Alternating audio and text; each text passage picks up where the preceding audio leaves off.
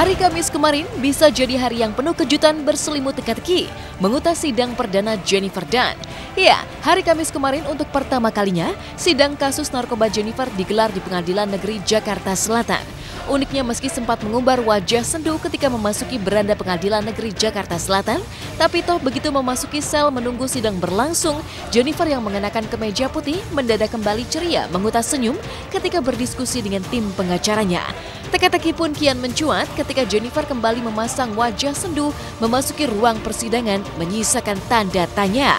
Ada apa dengan Jennifer Dunn? 1 menit Jennifer mengumbar wajah sendu, tapi di menit yang berbeda kemudian Jennifer bisa memasang senyum dan balik lagi memasang wajah sendu tanpa jeda waktu yang lama ketika masuk ke ruang sidang dan mendengarkan pembacaan dakwaan jaksa penuntut umum berikut ini. Kamera ya, April, tolong itu April, 2 orang itu. Dulu saya. Kamera dulu itu. Ayo. Bos.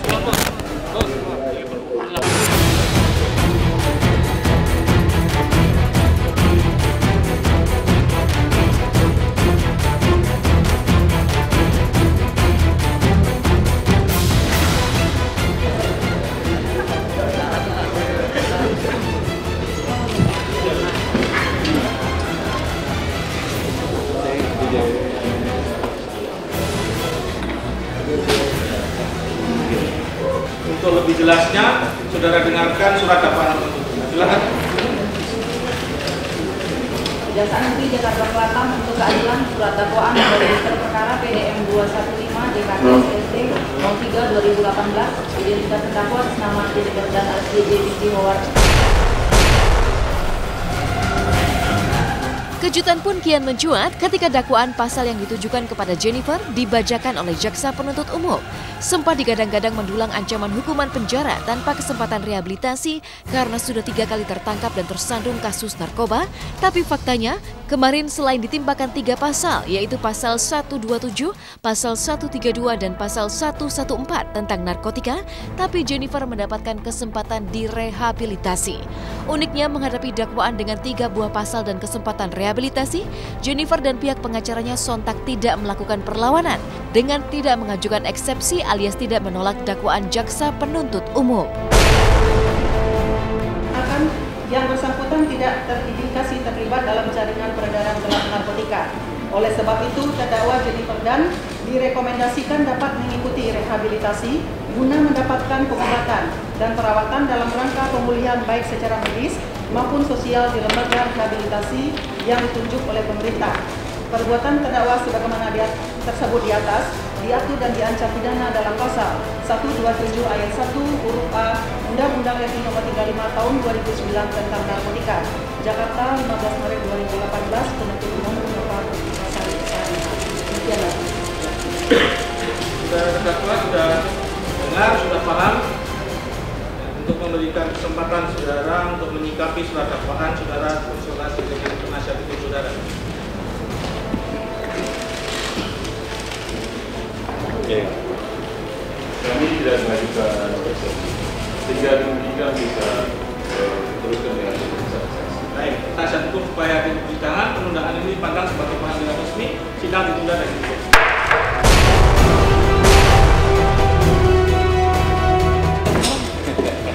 Jadi Pak, ayo kawan-kawan silakan keluar dulu. Ayo. Masih lewat.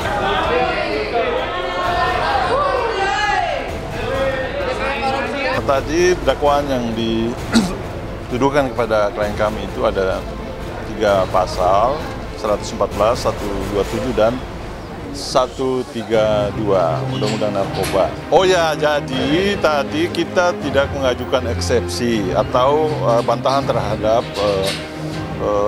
dakwaan teman-teman penuntut umum. Kenapa? Karena dakwaan ini menurut kita sudah jelas, sehingga nanti tanggapan itu kita akan masukkan atau gabungkan dalam pembelaan kita nanti, sehingga tidak membuang-buang waktu dan prosesnya bisa efisien.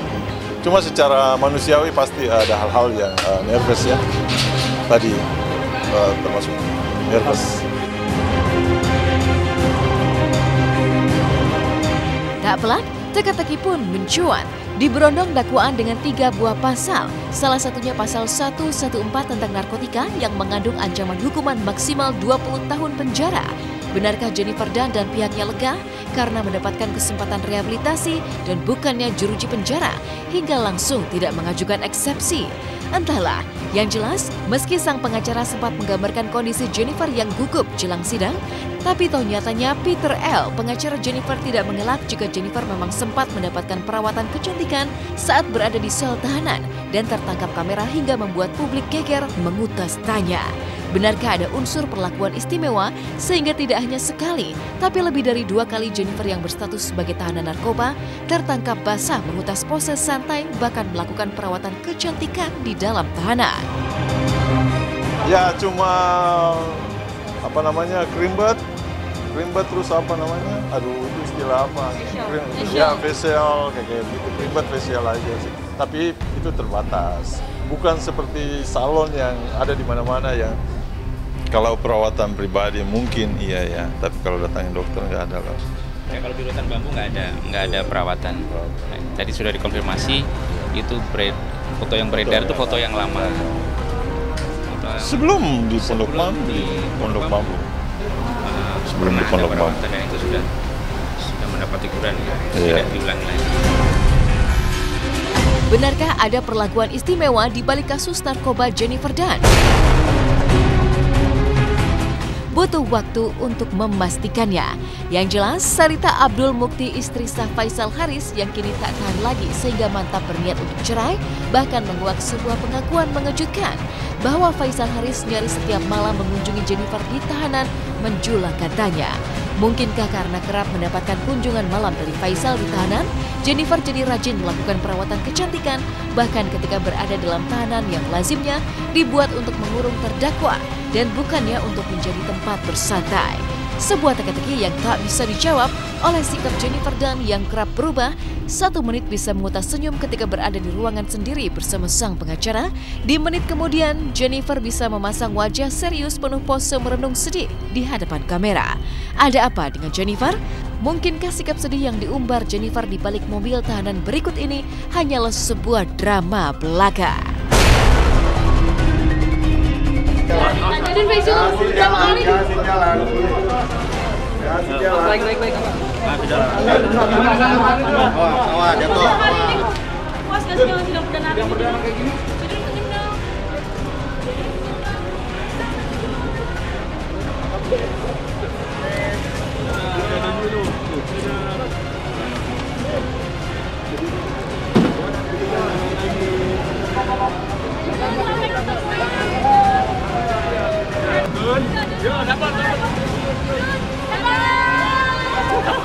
Saya nggak ngurusin terlalu banyak masalah. Jadi saya mau bercerai secara damai, terus beliau membagi yang sebenarnya sesuai hukum yang ada, udah gitu aja. Laki-lakinya kan kalau malam selalu ke penjara untuk besuk, jadi ya buat apa saya berbagi cinta.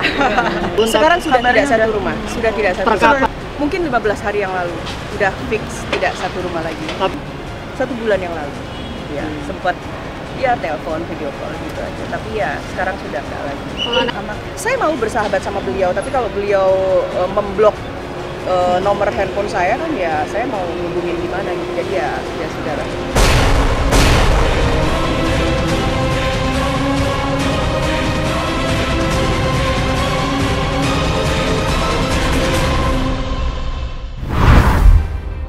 Konflik cinta segitiga antara Billy Saputra, Hilda Fitria, dan Chris Hatta kini berbelok ke babak yang mengejutkan.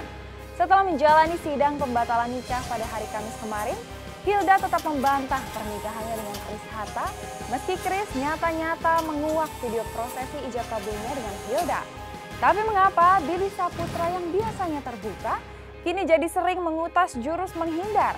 Benarkah karena Chris menguak bukti-bukti baru tentang kehidupan rumah tangganya dengan Hilda, termasuk pintu yang rusak karena konon menjadi korban tinju Hilda? Simak berita lengkapnya hanya di Hot Shot sesaat lagi.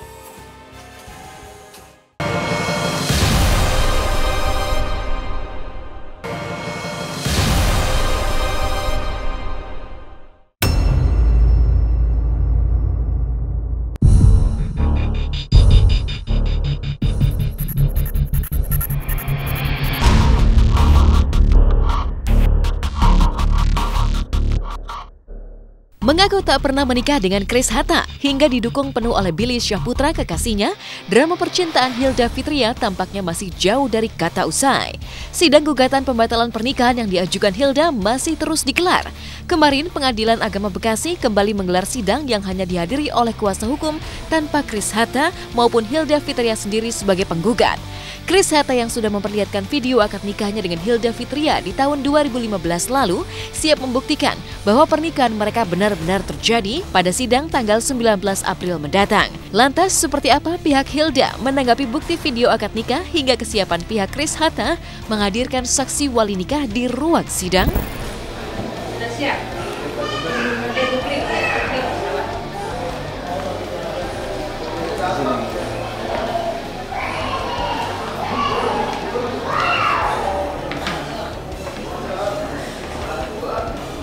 Agenda 2 minggu berikutnya tanggal 19 April 2018 hari Kamis itu agendanya pembuktian dari penggugat. Nanti penggugat diminta tadi oleh Ketua Majelis Hakim untuk menghadiri orang tua dari penggugat, khususnya ayah kandung. Nah itu ayah kandung mungkin nanti akan dijelaskan oleh kuasa hukum penggugat mungkin ya.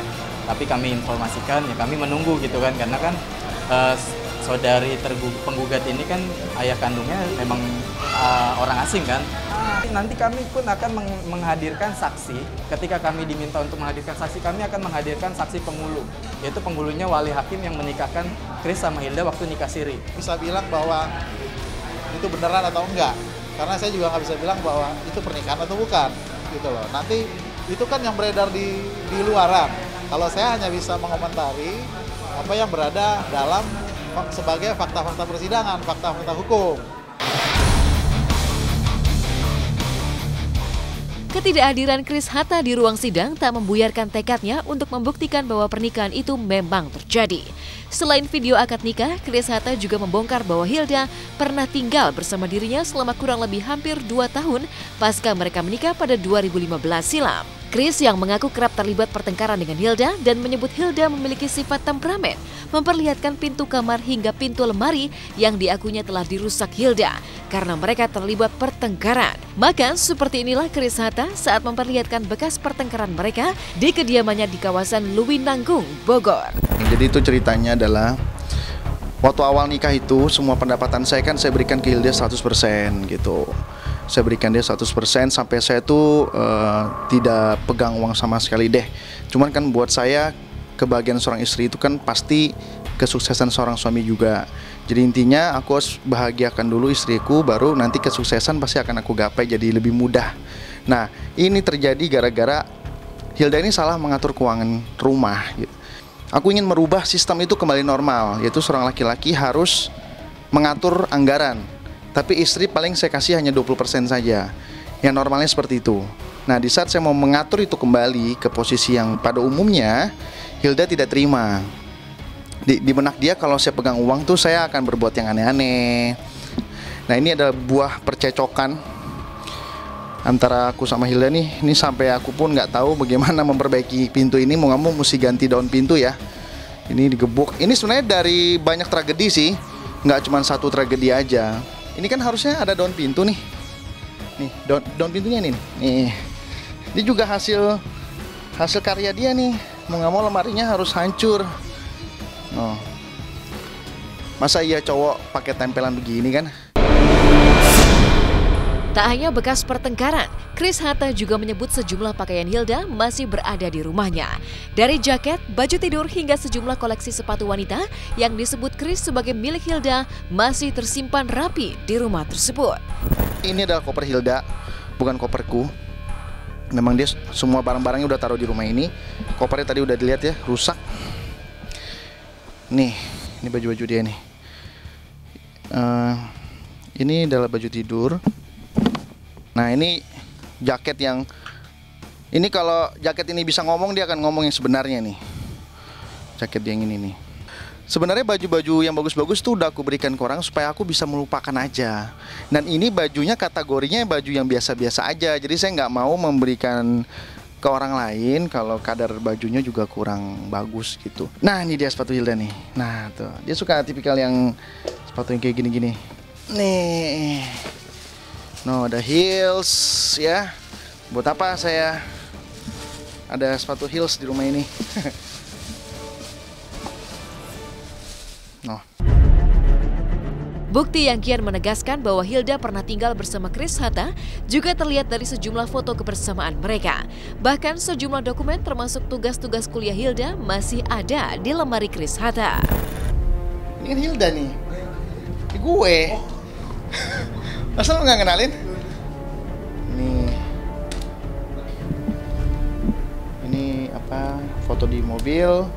Ini foto di acara di Hotel JW Marriott. Dokumen-dokumen kayak buku nikah yang versi fotokopi yang akhirnya aku keluarkan tuh, aku menemukannya di sini. Di sini ada dokumen-dokumen kuliahnya Hilda nih, numpuk semua. Dokumen kampusnya Hilda. Ini skripku. Kalau yang ini jangan. Ini biasa kita kalau habis main arung jeram tuh suka dikasih sertifikat gitu dari sana deh, ya. Di Sukabumi nih, Sukabumi, Jawa Barat. Tanggalnya udah pas nih, Hilda Fitria ya tulisannya. Hilda Fitria pada tanggal 12 September tahun 2015. Berarti dia udah bersama saya di rumah ini dari tanggal segini deh. Ini UAS Public Speaking. Nama Hilda Fitria dengan nomor induk mahasiswanya sebagai berikut. Dan ini tugas-tugasnya. Pengakuan Chris Hatta bahwa Hilda pernah tinggal di rumahnya selama hampir 2 tahun juga dibenarkan oleh tetangga hingga ketua RT di lingkungan mereka. Bahkan waktu mengajak Hilda tinggal bersama, Chris juga menyerahkan fotokopi KTP hingga surat nikah kepada ketua RT setempat. Waktu itu sih udah hampir 2 tahun lah ngasih dokumen surat nikah. Ya emang itu benar, itu kita terima gitu loh. Dan semua warga juga tahu Chris suami istri. Surat yang dikasih sama Chris 2 tahun yang lalu. Kopi surat nikah. Bukti demi bukti yang dikeluarkan oleh Chris Hatta kian membuat Hilda terpojok. Meski kebenarannya masih diproses di persidangan, tapi Billy yang sebelumnya selalu pasang badan kini seakan menghindar. Lantas, benarkah jika terbukti bahwa Hilda pernah menikah, Chris Hatta akan melaporkan Billy Syahputra ke pihak berwajib?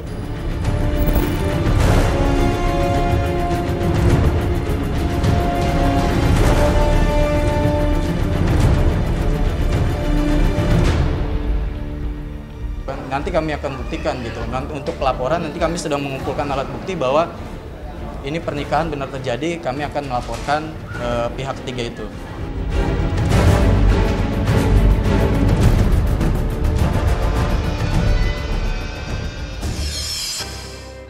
Aneh tapi nyata, gadis asal Kediri, Jawa Timur bernama Eli Yulianti hobi berteman dengan binatang yang kerap membuat orang menjerit dan ketakutan, yaitu ulat bulu. Nah, bagaimanakah kisah unik Eli Yulianti bersahabat dengan ulat bulu, bahkan membiarkan makhluk kecil berbulu itu merambat ke wajahnya? Dan seperti apa pula sederet selebriti seperti Angela Gilsya hingga Lucky Hakim melihat aksi unik Yuli sang pecinta ulat bulu? Simak berita lengkapnya usai jeda pariwara berikut ini.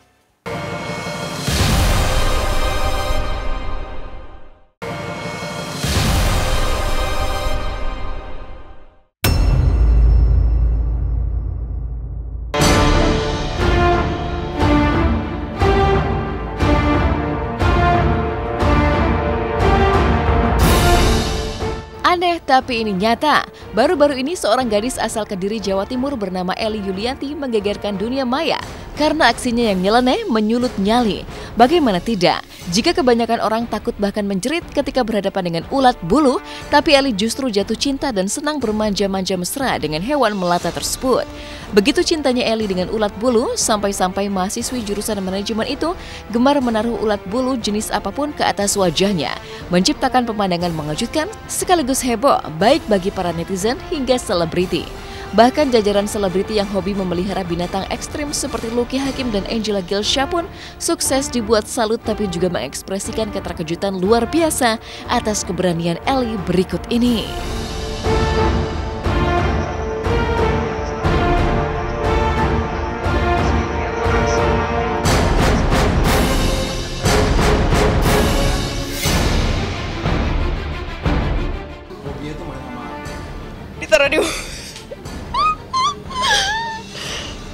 demi apa? Ditaruh di sini, di matanya, di sini. Agak freak sih sebenarnya. Karena aku suka ulet bulu juga.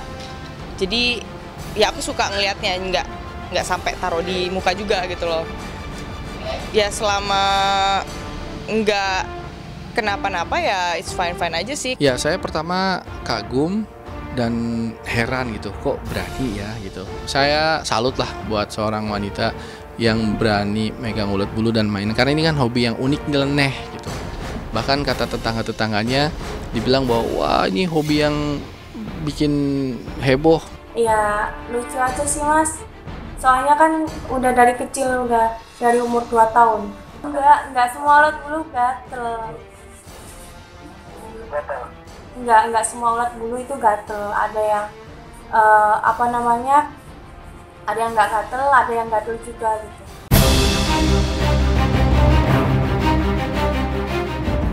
Kalau misalkan yang gatel itu yang bulunya kayak duri itu kebanyakan gatel. Tapi kalau yang bulunya kayak rambut terus tebel kayak gitu nggak gatel. Iya, tak banyak yang tahu jika sejak kecil Eli memang mencintai jenis hewan yang tak biasa, sering ekstrim memancing ngeri dan teriak ketakutan orang kebanyakan. Tidak hanya suka bermain dengan ulat bulu, Eli Yulianti juga senang bermain-main dengan hewan yang acap kali dianggap hama pengganggu seperti kecoa hingga tikus. Tak jarang karena hobi ekstrim Eli yang mengejutkan ini, Eli kerap menghadapi serangkaian kesulitan hingga reaksi ekstrim masyarakat di sekitarnya. Pemandangan seperti inilah yang terekam oleh kamera ketika Eli tengah senang bermain-main dengan ulat bulu. Seorang tetangga tiba-tiba menanyakan kewarasan pikiran Eli dalam bahasa Jawa. Hebatnya, alih-alih membuat Eli surut malu, tapi justru menjawab dengan santai seperti berikut ini. Hah? Waras sih aku, waras bapak aku. Ya mereka takut sih mas, kayak ih kamu ini kok mainannya kayak gitu kan, kok nggak ada yang lain gitu kan selain ulat kayak gitu. Kalau misalkan saya bawa ulat gitu kan suruh buang gitu, atau nggak suruh dibuang atau ditaruh ke daun. Bukan ulat aja sih mas, yang kayak hewan-hewan melata gitu, kayak anak tikus, ya tikus, terus cicak, terus kecoa gitu. Kalau misalkan udah dapet ya udah, kalau misalkan buat mainan terus saya lepas lagi. Namun, jika ulat bulu memiliki predikat buruk dan catatan medis yang tak hanya bisa menimbulkan alergi, tapi bahkan kematian, tak pelak hobi Eli Yulianti bermain ulat bulu pun menjulangkan tanda tanya besar. Mungkinkah Eli tidak takut terkena dampak buruk ulat bulu yang tidak hanya bisa menimbulkan alergi gatal, tapi juga memicu kematian ekstrim dalam hitungan detik? Sebuah tanya yang kian mengutas teka-teki, pasalnya alih-alih waspada, ketika melakukan sesi wawancara dengan tim Hotshot dan seekor ulat bulu mendadak menghampiri kamera, Eli Yulianti justru tertawa senang. Zamannya Mbak Yuli yang selalu menemani perjalanan minta gabung. Dia merasa selama ini hidupnya terselamatkan saat naik gunung. Kalau misalkan gatel ya cuma diusap rambut gitu mas. Pakai rambut? Iya. Kalau enggak ya daun-daun apa kayak gitu cuma diusap gitu aja sih, atau minyak kayu itu doang gitu. Dalam kasus ini memang agak ekstrim hewannya itu ulat bulu. Tapi yang perlu kita perhatikan di sini adalah mungkin apa efeknya kalau seandainya seseorang ini suka bermain ulat bulu, apalagi dalam kasus ini sampai ditaruh di wajah. Untuk reaksi alergi yang ringan, seseorang yang mengalami reaksi alergi bisa mengalami merah-merah, gatal di kulit. Namun pada kasus yang berat, dikenal dengan nama shock anafilaktik, itu dapat menyebabkan pembengkakan saluran nafas hingga dapat menyebabkan kematian dalam waktu yang singkat. Dan mengejutkan, meski mengandung resiko berbahaya yang bahkan bisa memicu kematian, tapi peringatan medis ini tak mampu menghentikan para pecinta binatang ekstrim seperti Eli Yulianti hingga Lucky Hakim untuk nggak ada matinya mencintai hewan ekstrim. Bahkan Eli Yulianti pun menjalankan trik khusus agar terhindar dari resiko bahaya bermain-main dengan ulat bulu. Karena sejatinya semua makhluk di dunia ini adalah ciptaan Sang Khalik yang menganugerahkan keindahan di balik bahaya dan juga obat di balik sakit. Saya coba dulu gitu loh Mas. Saya coba di tangan dulu, selagi itu gatel ya saya nggak megang gitu aja sih. Ya gimana ya masih udah hobi dari kecil gitu kan. Ini ada di pipi juga ini pernah digigit kucing kayak gitu. Ya emang suka sama hewan-hewan sih Mas. Mantap lah, artinya silahkan diteruskan, tapi mohon jangan ditiru sama yang lain karena nanti efeknya walaupun tidak mematikan tapi bahaya dan mengganggu sekali kalau gatal sebadan. Ya jangan pernah malu sama apa yang kamu suka, maksudnya ih kok dia suka sama ulet sih, ih kok dia demennya ulet, ih dasar freak, dasar cewek aneh gitu. Jangan pernah tanggepin kata-kata orang seperti itu ya. Kalau emang suka sama ulet ya emang gak ada salahnya, yang penting ulet itu ya emang gak gigit atau gak membahayakan diri sendiri.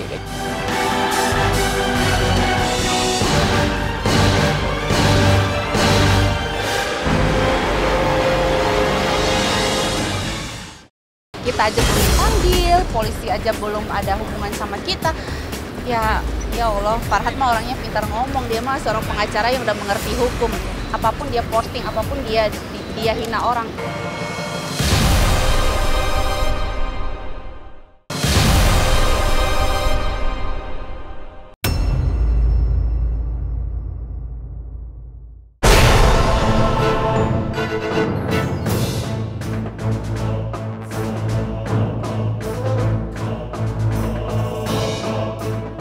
Pasca Farhad Abbas mempolisikan Vicky Prasetyo dan Angela Elga atas dugaan pengeroyokan pada bulan Januari 2018 lalu, kasus tersebut kini sudah ditingkatkan dari penyelidikan menjadi penyidikan. Status penyidikan yang ditetapkan polisi tentu memberi angin segar bagi Farhad Abbas yang merasa dirinya dirugikan oleh pasangan suami istri tersebut. Tapi bagi Angela Elga dan Vicky sendiri, ini menjadi babak baru dalam kasus yang membuat mereka berada di posisi tidak mengenakan.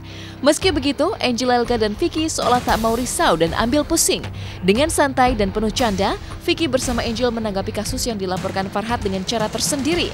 Bahkan, Angel merasa bahwa Farhad baru bahagia saat melihat orang lain menderita. Kalau dia nih kayaknya memang dia punya kelainan yang suka cari perhatian orang. Aku tahu solusinya. Aha, kita tanya aja sama Dora. Terima kasih buat Polda Metro Jaya yang meningkatkan status penyelidikan menjadi penyidikan. Karena tadi saya dari kepolisian untuk tanda tangan BAP saksi pasca peningkatan status ke penyidikan. Ternyata Vicky ini alamatnya tidak diketahui. Jadi seorang public figure, artis itu harusnya ketahuan dia di mana alamatnya. Kita aja belum dipanggil, polisi aja belum ada hubungan sama kita. Ya Allah, Farhad mah orangnya pintar ngomong, dia mah seorang pengacara yang udah mengerti hukum. Apapun dia posting, apapun dia hina orang. Mereka kirim kurir dan datangin langsung ke tempat Vicky-nya tidak di situ. Mungkin di rumahnya Angel, atau mungkin berpindah dari hotel ke hotel. Diam-diam di balik sikap tenang keduanya, Vicky Prasetyo dan Angel Elga ternyata sudah melaporkan balik Farhad Abbas. Meski begitu, pasangan sensasional ini enggan menyebut secara pasti di mana dan dalam kasus apa mereka menggugat Farhad. Kita udah lapor balik dia. Tapi kita nggak mau seperti Farhad ya, yang dikit-dikit preskon, yang dikit-dikit bikin sinetron di Polda. Kasihan bapak polisi masih banyak tugasnya yang lebih penting, ngurusin kasus yang lebih penting. Ada deh, kita laporin Farhad, nggak perlu Ranger merah, nggak perlu kayak dia sih, harus yang petenteng-petenteng gitu. Pokoknya jeglek aja. Itu kan sudah ranah vonis hakim nanti. Kalau kita sih pengennya maksimal. Unsur terpenuhi apakah pasal 351-nya atau 170-nya. Seakan tak terjadi apa-apa, meski kini mereka berada di bawah bayang-bayang kasus hukum, Angel Elga dan Vicky Prasetyo yang meresmikan pernikahan mereka pada Februari lalu siap terbang ke Jepang. Lalu, benarkah perjalanan ini ditujukan untuk mewujudkan impian Vicky memiliki anak kembar? Aku mau ke Tokyo tanggal 18. Insya Allah, karena hadiah kalau misalkan Angel Elganya perluasan rahim, aku hadiahin ke Tokyo. Ya nggak apa-apa, alhamdulillah. Kalau memang isi, kalau belum ya dia mau kembar. Saya justru berdoa cepet-cepet isi biar karena kan saya nggak ada keturunan kembar ya. Kalau kembar kan pastinya kan harus ada keturunan. Nah kalau memang belum hamil nanti dia mau program, jadi kan aku malah stres. Jadi aku malah doa hamil dong gitu. Meninggalkan polemik Angel Elga, Vicky Prasetyo versus Farhad Abbas, dua bintang film Teman Tapi Menikah, Adipati Dolken dan Vanessa Priscilla, sukses menghipnotis penonton mereka lewat peran Dito dan Ayudhya. Bagi Adipati sendiri, perannya sebagai Dito menghadirkan kesulitan tersendiri. Selain proses syutingnya juga disaksikan langsung oleh Dito sendiri, Adipati juga harus mendalami karakter Dito yang cuek, aktif, dan jago main perkusi. Dito yang asli itu orangnya petakilan banget. Dia itu kayak orang gila sebenarnya, kayak orang cuek banget dia. Dia tuh bisa tiba-tiba joget-joget lah, tiba-tiba mukanya berubah-berubah mimiknya. Terus orangnya tuh asik banget, fun banget si Dito ini. Prosesnya adalah gimana caranya gue bisa bikin orang tuh percaya kalau gue bisa memerankan Dito itu sih. Untuk menjadi sama banget sama tokoh aslinya sedikit nggak mungkin ya, karena emang dari bentuk fisiknya pun udah beda gitu. Paling yang bisa disamain adalah pola pikirnya. Apa sih yang Dito pikirin, apa sih yang Dito goalsnya Dito tuh apa sebenarnya gitu, dan perasaannya dia di saat situasi seperti ini seperti apa. Tak hanya Adipati, tantangan serupa juga dirasakan Vanessa saat harus menjelma menjadi Ayudhya dalam sorotan kamera. Dan kesuksesan Vanessa juga menyisakan rasa bangga bagi kakaknya Sissy Priscilla yang telah lebih dulu terjun ke dunia akting. Dan Ayu ini menurut aku dia karakternya artsy banget, terus fun banget, anaknya happy banget, tapi cuek dan tomboy. Saking cueknya dia nggak peka sama sahabatnya yang suka sama dia. Ya pasti aku baca bukunya, terus habis itu banyak ngobrol intens sama Kak Ayudhyanya langsung, karena aku bersyukur banget Kak Ayu ini juga dari novel ini ada sosok aslinya, jadi aku bisa tahu banyak ngobrol dia gimana. Sebagai kakak saya bangga banget adik saya bisa memerankan Ayu. Nggak kebayang sih maksudnya ceritanya akan seperti apa TTM ini, karena buat saya tuh silly banget kalau misalnya harus banget kawin itu kayak apa. You have to call me Dito Percussion. Mungkin bukan emang itu tujuan utama lo ya, tebar pesona buat dapetin cewek ya kan? Saya kan juga harus milih-milih, Cak.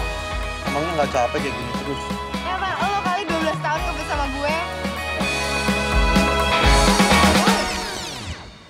Serius, gue kira lo kesambet.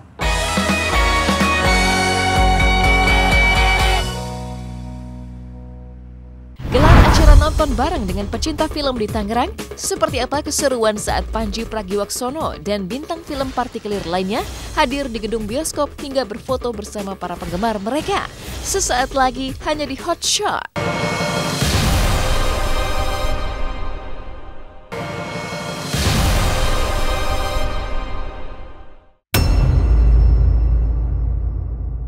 Ada senjata nggak? Jangan ditanya, digeledah dong.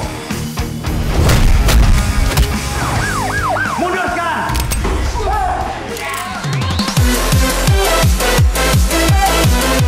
Film Partikelir yang menjadi film perdana Pandji Pragiwaksono sebagai sutradara dan penulis skenario disambut antusias pecinta film tanah air. Film yang membawa angin segar di dunia perfilman tanah air dengan tema Buddy Cop juga sukses memecah tawa penonton bioskop di kawasan Tangerang. Film yang sudah tayang sejak 5 April kemarin tak hanya menghibur, tapi juga meninggalkan pesan mendalam bagi setiap penontonnya.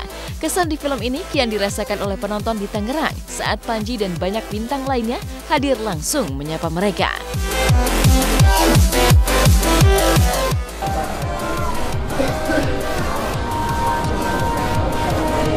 Studio berapa nih?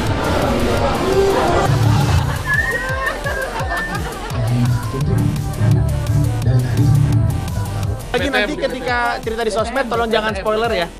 Kan ada beberapa yang ternyata baru ketahuan belakangan tuh. Nah, itu jangan dibahas dulu. Sama kalau mau cerita-cerita di sosmed jangan lupa kasih tahu ada post credit. Kalau nggak kasihan tuh Ardit nyanyi nggak ada yang denger tuh. Ya, hampir nggak keluar suaranya. Terima kasih. Kita foto-foto di depan dan saya mau ngobrol-ngobrol sama beberapa ya. Thank you.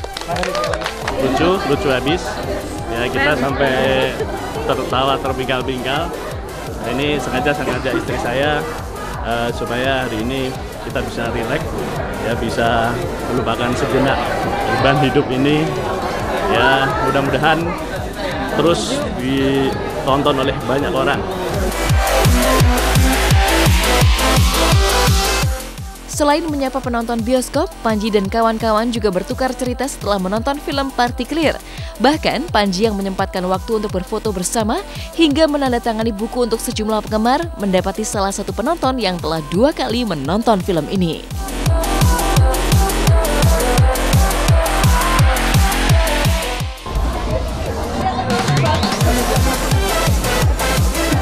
Apa yang membuat kamu nonton 2 kali? Aja filmnya bagus banget, pokoknya wajib nonton. Oke. Ini apalagi adegan ini saya. Oh, ibu mirip ternyata. Tante suka nggak tonton? Terima kasih banyak ya. Thank you. Terima kasih banyak lagi. Selamat membaca kembali lagi ya. Terima kasih banyak. Oke, tadi kita sudah datang di Tang City. Seru banget, betul banget. Mudah-mudahan semuanya yang nggak sempet nonton ya.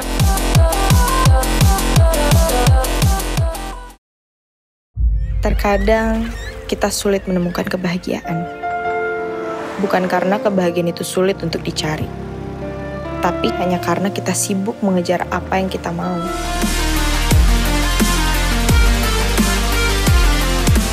Ada badai cinta yang pekan ini mengguncang histeria publik gara-gara film Revan dan Reina.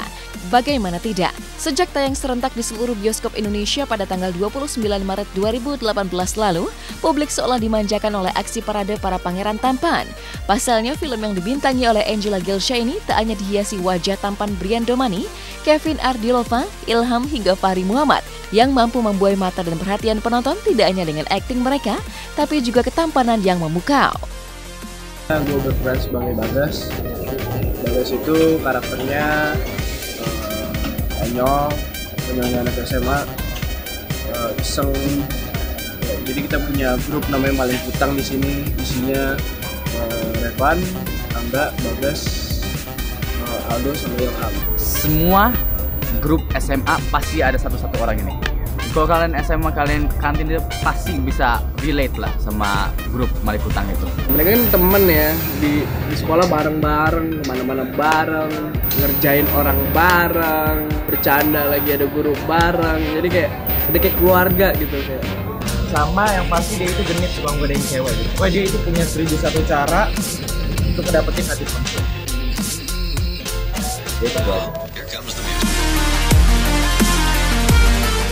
Uniknya tidak hanya diisi oleh parade pangeran tampan, tapi film Revan dan Reina konon juga ampuh memancing baper.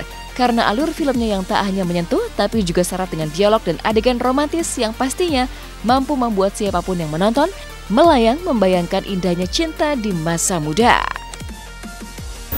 Film Revan dan Reina ini film drama komedi, film yang mudah untuk dinikmati sama semua golongan, baik yang muda, yang tua, dan alur ceritanya pun unik gitu loh, dimana ada seorang wanita yaitu bernama Rena jatuh cinta kepada seorang yang lebih muda, cowoknya lebih muda gitu. Mudah-mudahan buat semua penonton yang nonton film Revan Reina, mudah-mudahan pertama you guys like it, I hope it.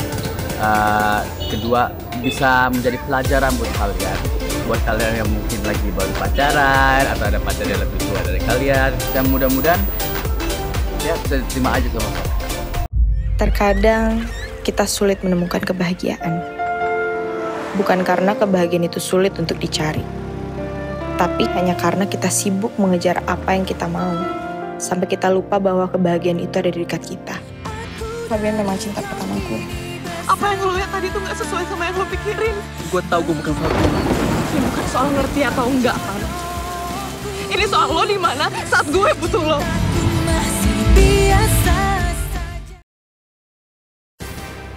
Pemirsa, usai sudah perjumpaan kita hari ini, saya Medina pamit undur diri dari hadapan Anda. Jangan lupa untuk terus menyaksikan Hot Shot setiap hari Jumat mulai pukul 6 waktu Indonesia Barat, serta Sabtu dan Minggu pukul 9 waktu Indonesia Barat, hanya di SCTV 1 untuk semua. Ternyata